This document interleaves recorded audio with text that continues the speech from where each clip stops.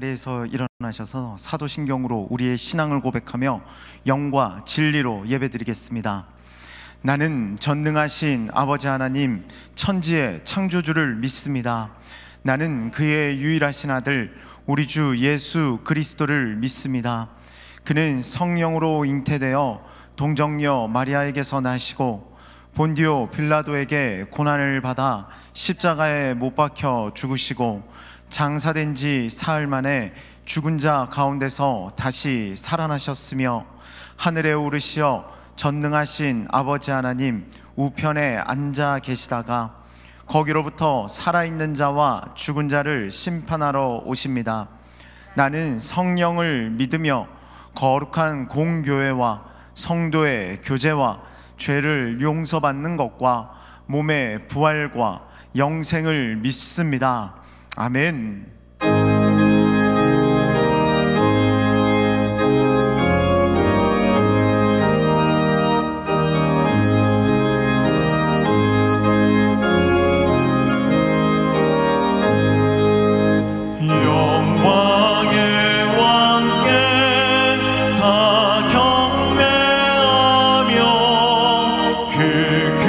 크신 사랑 늘 찬송하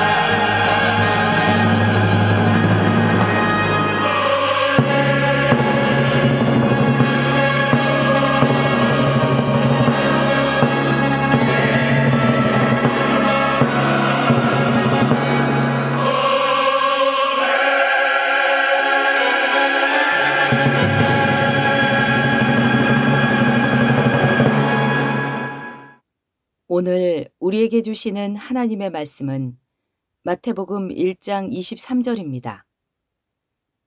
보라, 처녀가 잉태하여 아들을 낳을 것이요 그의 이름은 임마누엘이라 하리라 하셨으니 이를 번역한즉 하나님이 우리와 함께 계시다 함이라. 이것은 주님의 말씀입니다. 아멘. 요즘은 아기들의 이름을 짓는데 참 예쁜 이름들을 많이 붙입니다. 그 소리가 예쁘고 그 발음이 예쁜 이름들이 많습니다. 그런데 그만큼 이름 한 글자 한 글자에 특별한 의미가 담겨 있는 것 같지는 않습니다. 그러나 성경의 이름들은 그렇지 않았습니다. 각각의 이름에는 특별한 의미가 담겨 있었습니다. 오늘 본문은 우리에게 나신 예수님의 이름을 이렇게 소개하고 있습니다. 보라, 처녀가 잉태하여 아들을 낳을 것이요 그의 이름은 임마누엘이라 하리라 하셨으니 이를 번역한즉 하나님이 우리와 함께 계시다 함이라. 그의 이름을 임마누엘이라 할 것이라 하고 그 이름을 번역한즉 하나님이 우리와 함께 계시다 라고 말씀하고 있습니다. 이를 번역한즉이라는 말은 참 뜻깊은 말입니다. 왜 번역하였을까요? 임마누엘이라는 이 히브리어 단어를 왜 우리 모두가 듣고 이해할 수 있도록 번역을 하였습니까? 자, 예수님의 탄생이 유대인들만을 위한 것이라면 번역할 필요가 있었을까요? 인천공항에 나가 보시면은 방송으로 안내를 하는데 처음에는 우리말로 하고 그 다음은 영어로 합니다. 왜 영어로 같은 내용을 방송할까요? 그것은 그 안내가 모든 사람을 위한 것이기 때문입니다. 이를 번역한즉 이라는 말은 구주 예수께서 유대인들만을 위하여 오신 것이 아니라 온 사람들을 위하여 오신 것임을 우리에게 증언하고 있는 것입니다. 예수님께서 나신 날 천사들이 목자에게 나타나 이처럼 말했습니다. 천사가 이르되 무서워하지 말라. 내가 온 백성에게 미칠 큰 기쁨의 좋은 소식을 너희에게 전하노라. 온 백성에게 라는 이 단어를 주목하시기를 바랍니다. 이것은 그리스도의 나심이 이 땅의 특정한 사람, 특정한 민족에 해당되는 것이 아니라 온 세계, 온 민족을 위한 것임을 말씀하고 있는 것입니다. 자, 이 예수님의 이름 임마누엘에는 세 가지의 깊은 뜻이 담겨 있습니다. 첫째는 하나님의 구원이 담겨 있습니다. 여러분, 죄란 무엇일까요? 이 죄는 하나님을 떠나 그와 함께 하지 않는 것입니다. 그러면 구원은 무엇일까요? 구원은 하나님과 다시 함께 하는 것을 말합니다. 우리가 죄인 되었을 때, 죄의 구렁텅이에 빠졌을 때, 죄 아래서 사탄의 노예로 팔렸을 때 우리는 하나님 없이 살았으며 하나님과 멀어졌습니다. 그때 예수님께서 우리에게 오시었습니다. 예수님께서 오시면 우리가 그분께 나아갈 수 없기 때문이 아닙니까? 우리는 거룩하지 못하였고 우리는 죄의 노예가 되었기에 거룩하신 하나님께 나아갈 수가 없었던 것입니다. 자, 그런데 하나님께서 사람이 되어 우리 가운데 임하시었습니다. 예수님의 이름 임마누엘에는 하나님의 구원이 담겨 있습니다. 자, 둘째로 예수님의 이름 임마누엘은 그 구원의 방식에 대해서 말씀하고 있습니다. 곧 하나님께서 우리와 함께 하심으로 이 구원이 이루어지는 것입니다. 임마누엘은 하나님께서 우리와 함께 하심으로 우리를 구원하시는 하나님의 이름입니다. 하나님께서 친히 말씀하셨습니다. 네가 물 가운데로 지날 때 내가 너와 함께 할 것이다. 강을 건널 때에 물이 너를 침몰하지 못할 것이며 네가 불 가운데로 지날 때에 타지도 아니할 것이요 불꽃이 너를 사르지도 못하리니. 어린 소년 다윗은 블레셋 적장 골리앗 앞에서 이렇게 외칠 수가 있었습니다. 오늘 여호와께서 너를 내 손에 넘기시리니 내가 너를 쳐서 네 목을 베고 블레셋 군대의 시체를 오늘 공중의 새와 땅의 들짐승에게 주어 온 땅으로 이스라엘의 하나님이 계신 줄을 알게 하겠고. 하나님이 함께 계시면 우리는 적들 앞에서도 심히 담대할 수 있습니다. 임진왜란이 일어났을 때 이순신 장군이 탄 배에는 장군이 탔다는 것을 알리는 태극 깃발이 세워졌다고 합니다. 그 깃발을 보는 순간 적들의 간담은 서늘해졌습니다. 그러나 조선 군사들은 다 마음의 담대함을 얻었습니다. 적들은 깃발을 보면 도망치기 바빴고 우리 아군은 깃발을 보면 소망을 얻었습니다. 여러분, 하나님이 함께 계시다, 이 말은 왕의 깃발에 새겨진 글씨와 같아서 하나님이 함께 계시다 하는 이 말은 적들의 간담을 서늘하게 하고 반면 그리스도의 군사들을 용맹스럽게 해왔습니다. 하나님이 함께 하시는데 무엇이 두렵겠습니까? 자, 셋째로 임마누엘은 하나님이 우리와 영원히 함께 계시다는 약속을 담고 있습니다. 하나님은 영원하신 분이십니다. 그러므로 하나님은 우리와 영원히 함께 하십니다. 하나님이 함께 하심은 영원합니다. 우리 이 땅에서 하나님과 함께 하고 있습니다. 우리가 하나님께 함께 할 수 있다는 이것은 놀라운 은혜이지만 그러나 우리의 이 육신의 한계로 인하여 하나님과 온전히 함께하는 이 하늘의 복을 다 누리지 못하고 있습니다. 여러분, 우리가 이 땅에서 임마누엘의 복을 누리는 것은 저 영원한 나라 하나님과 영원히 함께 사는 것에 극히 일부 조각을 맛보는 것에 불과합니다. 이 땅을 떠날 때 우리는 영원하신 하나님과 영원히 함께하는 그 복을 온전히 누리게 될 것입니다. 우리는 존 웨슬리를 존경합니다. 그의 사역은 훗날 감리교를 태동케 하였습니다. 그는 일평생 4만 번의 설교를 하였다고 합니다. 자, 그리고 이제 그가 마지막 설교를 합니다.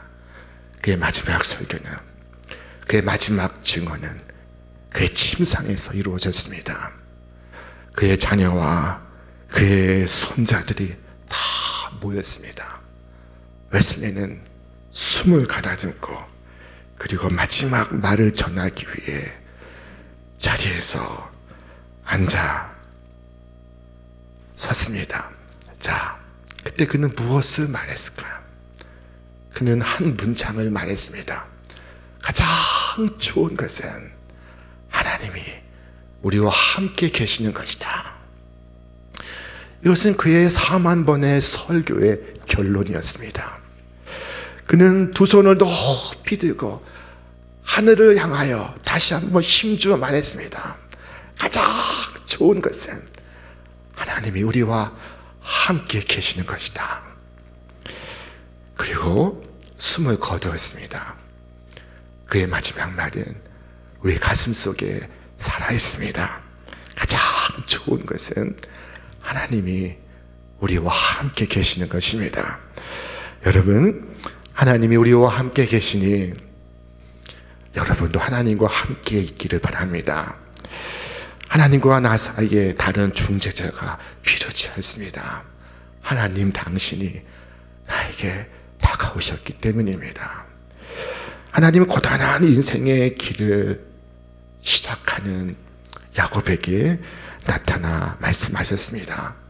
그는 지쳐 들에서 돌베개를 자고 잠에 빠져들었습니다. 그때 하나님께서 이처럼 말씀하셨습니다. 내가 너와 함께 있어. 내가 어디로 가든지 너를 지키며 너를 이끌어 이 땅으로 돌아오게 할지라. 내가 네게 허락하는 것을 다 이루기까지 너를 떠나지 아니하리라. 야곱은 산 울타리를 병풍을 삼고 하늘을 입을 삼고 땅을 침대 삼고 돌을 베개 삼아 누웠습니다. 그때 야곱에게 임한 말씀, 내가 너와 함께 있어. 이 말씀은 여러분 그에게 얼마나 귀중한 말씀이었을까요? 이 말씀은 비록 네 어머니는 너와 함께 있지 못하지만 나는 너와 함께 있겠다 말씀하시는 것이었습니다.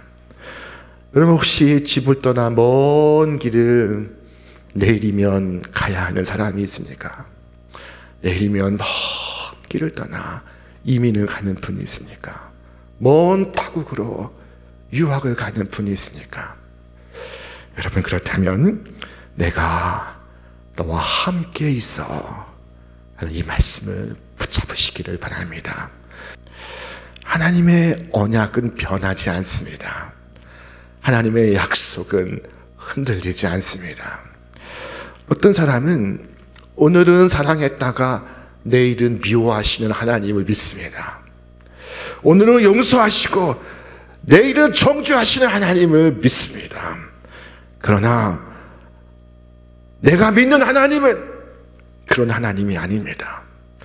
오늘 우리가 믿는 하나님은 변함이 없으신 하나님이신 줄 믿으시기를 바랍니다. 그분은 한 번 사랑하신 자를 결코 떠나지 않으시며 끝까지 사랑하십니다. 지나치게 똑똑한 사람은 자기 꾀에 자기가 넘어가기가 쉽습니다. 야곱이 그런 사람이었습니다. 야곱의 교활함은 자신에게 해가 되었습니다. 결국 그는 인생을 아브라함처럼 살지 못했고 단순한 마음을 지닌 할아버지 아브라함처럼 부하지도 못했으며 행복하지도 못했습니다. 그럼에도 불구하고 하나님께서 그와 함께 하시었습니다. 마침내 그가 고향 땅을 향하여 돌아갈 때 그를 경외시하는 사촌들을 둘러보며 그는 이처럼 고백했습니다. 내 아버지의 하나님은 나와 함께 계셨느니라. 이것은 놀라운 일입니다. 야곱은 자기 하나님에 대해서 이렇게 말하는 것입니다. 나에게 오늘날 내 아내와 자녀를 주신 분이 하나님이십니다. 나의 소유를 빼앗으려고 하는 자들 앞에서 나를 번성케 하신 분이 하나님이십니다. 나의 이 모든 단점에도 불구하고 하나님은 나와 함께 계셨습니다. 하나님께서 지금까지 나와 함께 계셨고 나의 환난에서 나를 건지셨으며 나를 축복해 주셨습니다. 여러분 이처럼 말할 수 있는 분들이 이 가운데도 계시라고 믿습니다. 비록 내가 바라는 만큼 성도의 삶을 살지 못했을지라도 그럼에도 불구하고 하나님은 나와 함께 계셨습니다. 야곱의 이 고백은 우리에게 위로가 되고 우리에게 소망이 되고 있습니다. 만약 하나님께서 나의 불신앙 때문에 나를 내치신다면 우리는 아마 이미 오래전에 내치심을 받았을 것입니다. 베드로는 담대한 믿음으로 물 위를 걸어갔습니다. 여러분 그때 그 일을 아십니까? 베드로가 예수님을 바라보고 물 위를 걷고 있었습니다.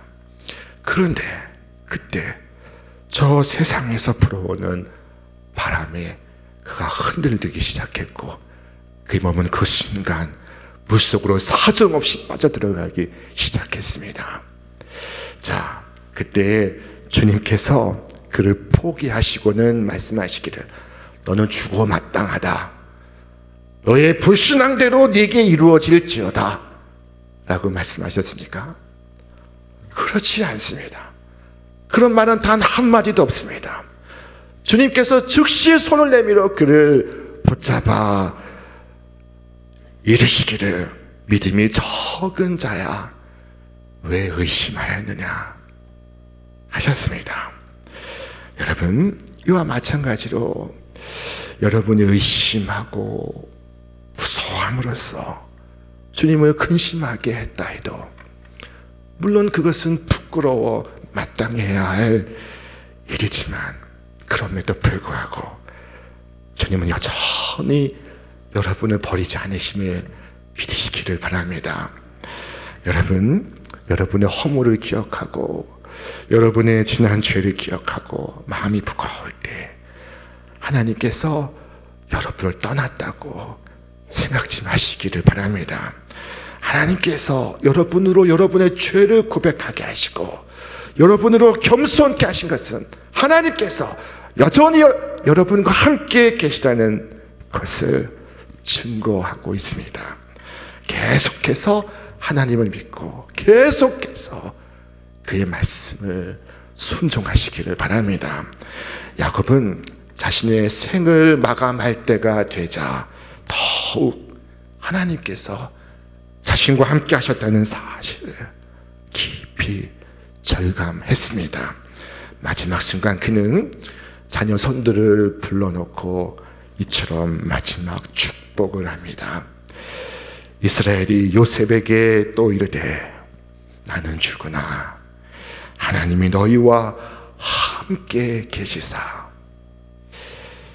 자, 이것은 야곱의 생애를 가장 훌륭하게 요약한 말입니다. 그의 나이 147세.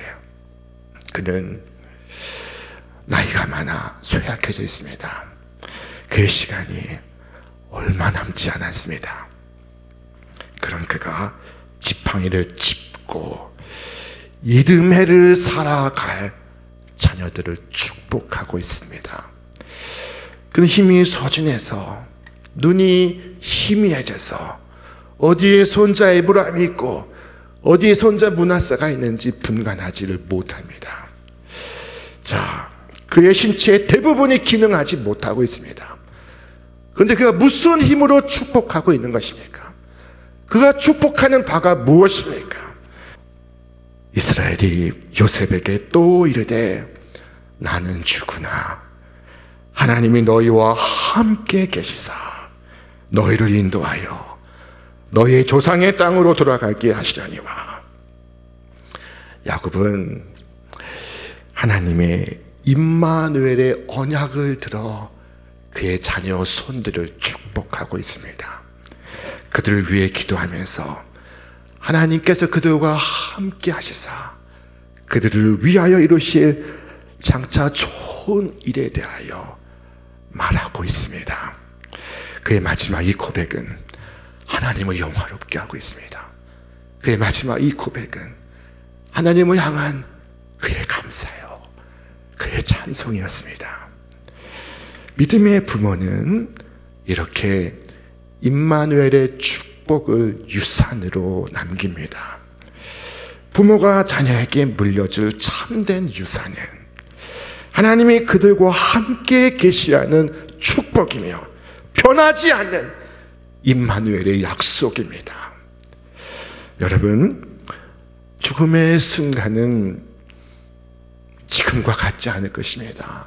죽음의 이슬이 이마에 송송 맺히고 몸의 기력은 다 쇠하여져 있고 맥박은 희미해져 숨이 막힐 때 그 사정은 지금과 결단코 동일하지 않습니다.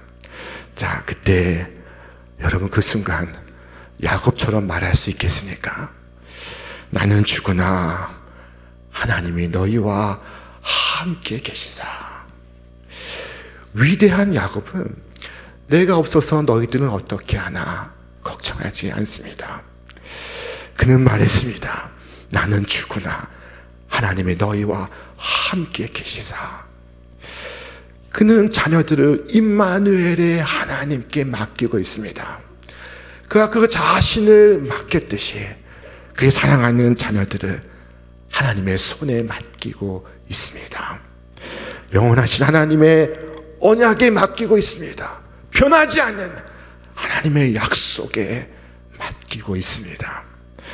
여러분, 우리가 사는 세상에 영원한 것이 있을까요? 무엇이 영원합니까? 인기가 영원합니까? 지위가 영원합니까? 자, 그러나 죄인 자와 자비는 영원에서 영원까지 미칩니다. 우리 말씀 함께 읽겠습니다. 여호와의 인자하심은 자기를 경외하는 자에게 영원부터 영원까지 이르며 그의 의인은 자손의 자손에게 이르니 곧 그의 언약을 지키고 그의 법도를 기억하여 행하는 자에게로다. 이것이 임마누엘 하나님의 언약이요 우리와 맺으신 하나님의 약속입니다. 야곱은 지팡이를 의지하여 이 하나님께 마지막 경배를 드립니다. 그의 예배를 드립니다. 성경은 말씀하기를 믿음으로 야곱은 죽을 때 요셉의 각 아들에게 축복하고 그 지팡이 머리에 의지하여 하나님께 경배하였으며, 그의 지팡이는 무엇을 말하고 있는 것일까요? 그것은 그가 이 땅에 그 무엇에도 뿌리내리지 않고 있음을 증명하는 것입니다. 아들 요셉은 늙으신 아버지를 공양하며 부족함이 없게 하였습니다. 그는 초강대국 애굽의 총리였습니다. 그의 가족은 애굽의 귀족들이었습니다. 누구든 애굽 땅에서 그만큼 존경받고 그만큼 대우받고 살 수 있다면 아마도 그곳에 뿌리내리고 싶을 것입니다. 하지만 야곱의 마음은 하나님과 함께 걸어갔던 그의 지난 장막에 머물러 있습니다. 하나님과 함께 나그네로 지내던 그의 장막 속에 그의 마음이 머물고 있습니다. 야곱은 애굽에 뿌리내리지 않았습니다. 여러분, 우리가 이와 같은 마음으로 살 수 있기를 바랍니다. 우리의 고향은 저 넘어 저 광야 건너편 그곳에서 하나님께서 우리를 위하여 예비하신 영원한 기업이 있는 줄로 믿습니다. 눈앞에 있는 애굽의 보아에 마음을 두지 않고 임마누엘이신 하나님의 언약에 여러분의 생을 내리시기를 바랍니다.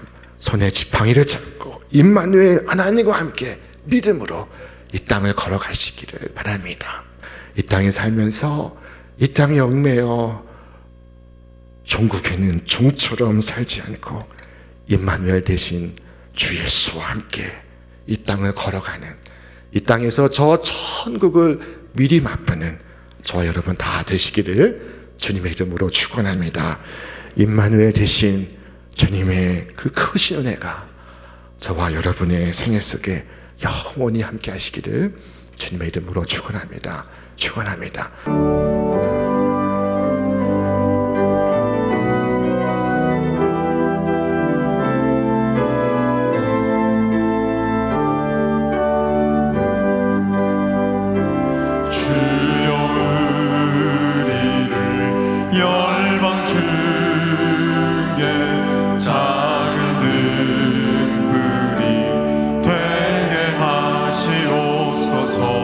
주님 영광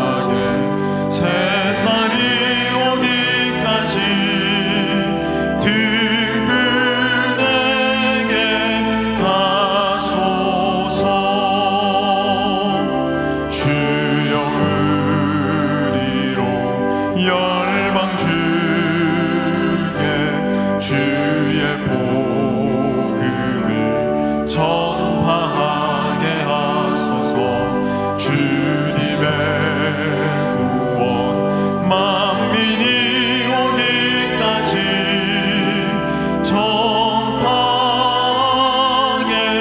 하소서.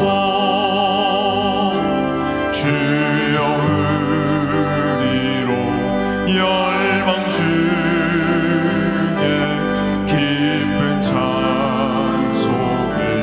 부르게 하옵소서. 주 예수 찬양 온 땅 울릴 때까지 찬송하게 하소서. 주여 우리를 열방 중에 하나님 백성 삼아 주시옵소서. 주님의 나라 마침내 임하겠네. 예수 다시 오시. 이 시간 다 함께 자리에서 일어나셔서 목소리 높여 별 따르며 찬양합니다. 할렐루야. 주여 우리를 열방 중에 하나님 백성 삼아 주시옵소서. 주님의 나라 마침내 임하겠네. 예수 다시 오시네. 예수 다시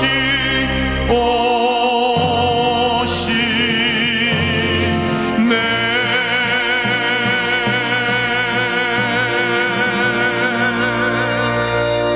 이제는 우리 주 예수 그리스도의 은혜와 하나님의 사랑과 성령의 역사하심이 임마누엘로 오늘 우리 가운데 임하시는 주님을 환영하며 찬송하며 주와 동행하기를 작정하는 우리 모든 신촌의 성도들 위해 저들의 이 땅의 삶과 하나님의 부르심 위에 이제로부터 영원토록 함께 없시기를 간절히 축원하옵나이다. 아멘.